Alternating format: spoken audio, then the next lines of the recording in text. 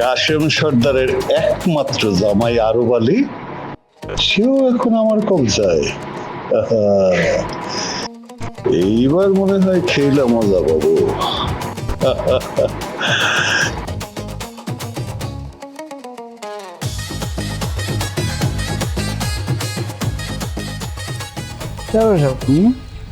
কান্নাকাটির বাহলাম কমবে।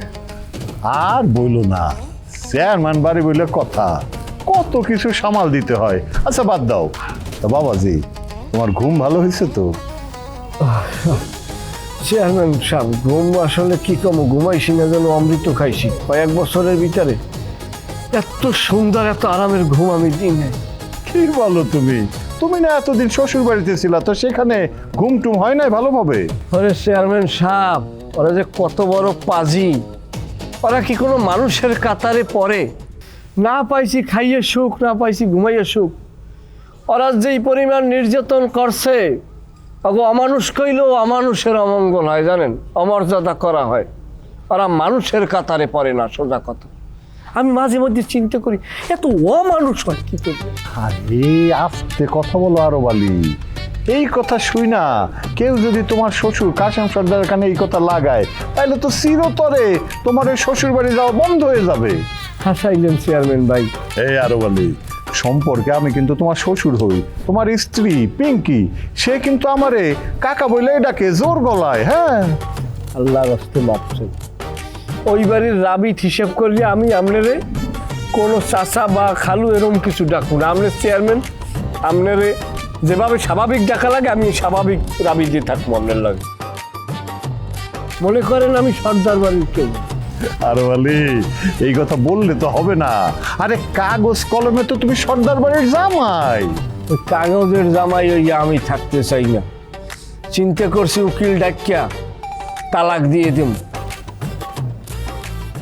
কি কব, বরিশালে অর্থ সম্পদ আভিজাত্য কি নাই আমার কর। মাইলের পর মাইল জমি, নিজস্ব কবলা মালিকানা, ঘর ভাড়া পাই মাসে লক্ষ লক্ষ টাকা। আর সেই আমি কিনা শ্বশুর বাড়ি আইয়া ঘুমানোর জায়গা থাকেন। আপনি যদি কাল রাইতে আমার ঘুমানোর আশ্রয় না দিতেন, আমার মানুষের বাড়ি বাড়ি ঘুমাইতে হয়, এই লজ্জা আমি কোথায় রাখবো?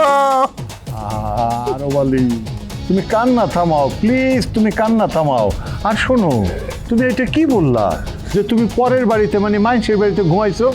এই আজকে থেকে তুমি মনে করবা এই গফুর চেয়ারম্যানের বাড়ি তোমার নিজের বাড়ি, কারণ আমি তোমারে অনেক পছন্দ করি।